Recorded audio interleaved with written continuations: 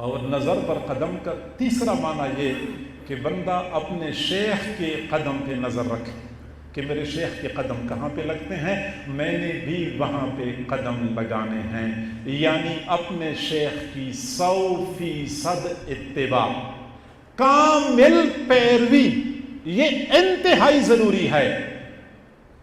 اور میرے بھائیوں، اس معاملے میں کسی بھی سالک کے لیے جو رکاوٹ بنتی ہے وہ اس کی اپنی نابالغ اور نارسا عقل ہوتی ہے یا نامکمل علم ہوتا ہے۔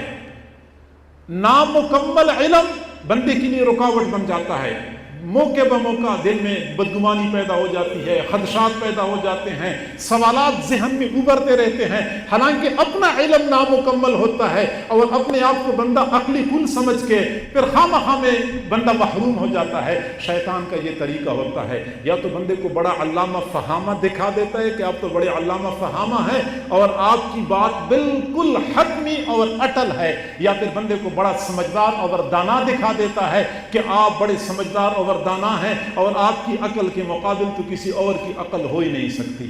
یا تو نارسا عقل اور یا نامکمل علم بندے کے لیے رکاوٹ بن جاتا ہے، افادہ استفادہ نہیں ہوتا۔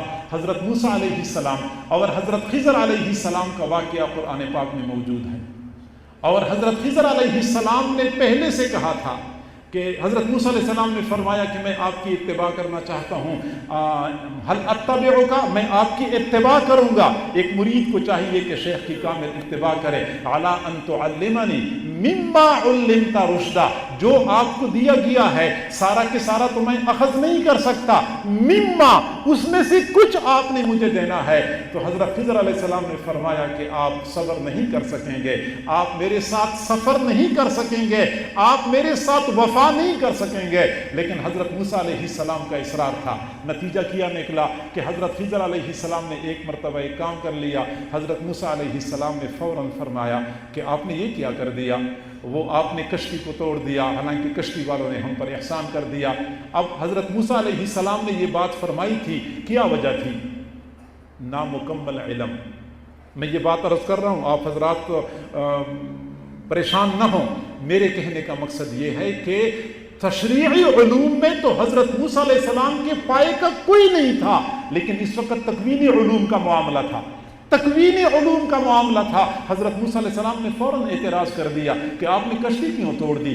آگے حضرت خضر علیہ السلام نے ایک بچے کو قتل کر دیا، حضرت موسیٰ علیہ السلام نے پھر اعتراض کر دیا، ایک بچے کو قتل کر دیا۔ کیوں؟ حضرت موسیٰ علیہ السلام کی نظر تشریعی امور پر تھی، تشریعی علوم پر تھی۔ حضرت خضر علیہ السلام تکوینیات کو دیکھ رہے تھے۔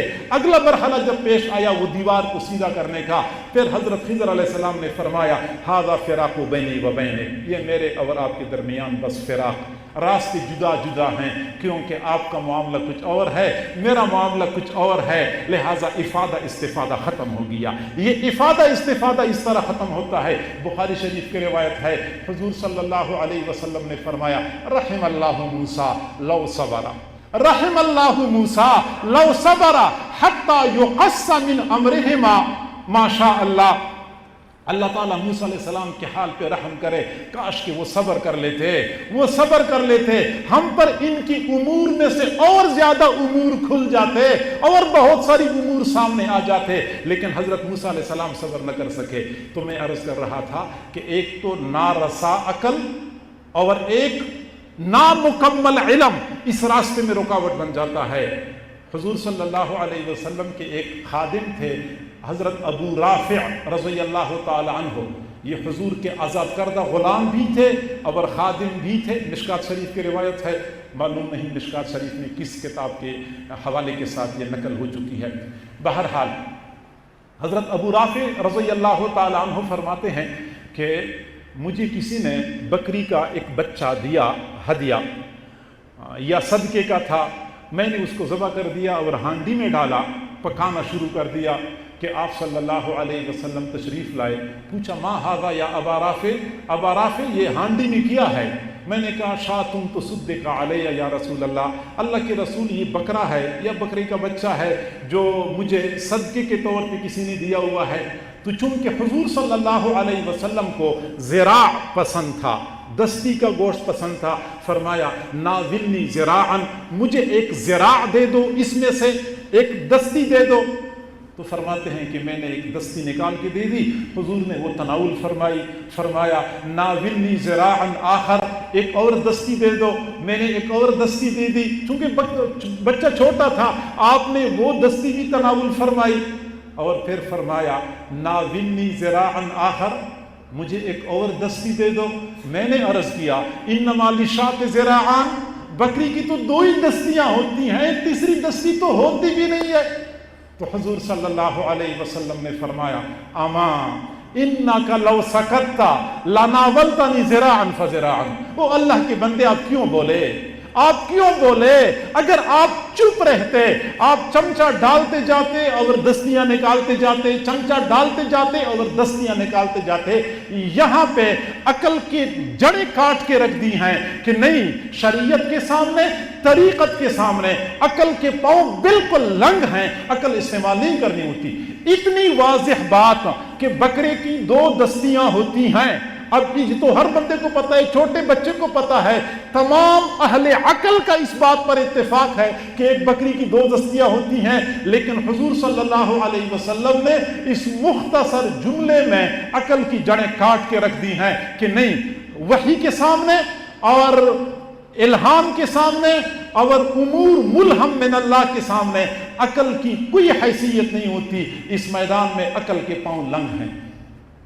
تو حق بنتا ہے کہ بندہ اپنے شیخ کی کامل اتباع کرے اور اس کے حکم کے سامنے، ان کے امر کے سامنے اپنی عقل کو استعمال نہ کرے. لوٹ آئے جتنے فرزانے چلے، لوٹ آئے جتنے فرزانے چلے، تاب منزل صرف دیوانے چلے. صرف دیوانے ہوتے ہیں جو منزل پہ پہنچتے ہیں، جو قدم قدم پہ اپنی عقل کو سامنے لاتے. میری عقل یہ کہتی ہے، میری عقل یہ کہتی ہے. 3 دن پہلے کی بات ہے، حضرت جی دامت برکاتہم العالیہ نے یہیں پہ فرمایا کہ دنیا میں مقدمات میں مدعا علیہ کو پکڑا جاتا ہے، مدعا علیہ کو پکڑا جاتا ہے. تصوف کی دنیا میں مدعی کو پکڑا جاتا ہے. مدعی کو جس نے دعویٰ کر لیا کہ میں ایسا ہوں اور میں ایسا ہوں، مدعی کو پکڑا جاتا ہے. یہاں دعویٰ کرنے کی اجازت نہیں.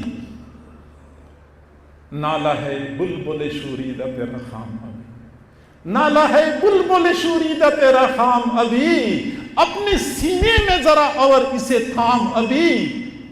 پختہ ہوتی ہے اگر مصلحت اندیش ہو عقل، عشق ہو مصلحت اندیش تو ہے خام ابھی. بے خطر کود پڑا آتش نمرود میں عشق، بے خطر کود پڑا آتش نمرود میں عشق. عقل ہے محو تماشائی لبے بام ابھی. عقل والے دیکھتے رہ جاتے ہیں، عشق و محبت والے پہنچ بھی جاتے ہیں، واپس پلٹ کے آ جاتے ہیں. عقل والے کہتے ہیں یہ سفر بہت دشوار ہے، وہاں تو پہنچنا ممکن ہی نہیں ہے. عشق والے کہتے ہیں کہ ہم وہاں سے ہو کے بھی آئے ہیں. عقل کو تنقید سے فرصت نہیں، عقل کو تنقید سے فرصت نہیں. عشق پہ اعمال کی بنیاد رکھ. یہ جو سلسلہ نقشبندیہ، یہ تمام تر سلاسل میں جو سلوک کی بنیاد ہے، یہ عشق اور محبت پر ہے. اگر عقل بندہ درمیان میں لاتا ہے تو تنقید اور نکتہ چینی کے سوا کچھ بھی بندے کو نہیں ملتا. تو یہ تیسرا مقصد ہو گیا. میں نے بتایا کہ نظر بر قدم کا ایک معنی یہ کہ سالک چلتے پھرتے ہر وقت نگاہیں نیچے رکھے. نظر بر قدم کا دوسرا معنی یہ کہ حضور صلی اللہ علیہ وسلم کے نقش قدم پہ چلنے کا اہتمام کرے. اور نظر بر قدم کا تیسرا معنی یہ کہ اپنے شیخ کے نشانات قدم کی پیروی کرے. شیخ جیسے کرتے ہیں بندے کو آنکھیں بند کر کے ایسا ہی کرنا چاہیے. میرے حضرت جی دامت برکاتہم العالیہ نے فرمایا کہ میں اندھا حنفی ہوں، میں اندھا حنفی ہوں، اندھا دیوبندی ہوں اور اندھا نقشبندی ہوں. میں نے کبھی نہیں سوچا کہ حنفیت کا یہ مسئلہ کیسے ہے اور یہ مسئلہ کیسے ہے، اور دیوبندیت کا یہ معاملہ کیسے ہے، اور نقشبندیت میں سفیان نے یہ کیوں کہا. میں اندھا حنفی ہوں، اندھا دیوبندی ہوں اور اندھا نقشبندی ہوں. بارہا ایسا پیش آتا ہے. ہم جب بھی کوئی بات کرتے ہیں مدرسے کے حوالے سے کوئی مشاورت کرنی ہوتی ہے فرماتے ہیں البرکۃ مع اکابرکم، بس اکابر جیسے کرتے ہیں ویسے ہی کریں. ایک بال کے برابر بھی اگر اکابر کے طریق سے ہم ہٹ گئے تو وہ قدم جو ہمارا ہوگا وہ گمراہی کی طرف ہوگا، وہ ہدایت کی طرف نہیں ہو سکتا.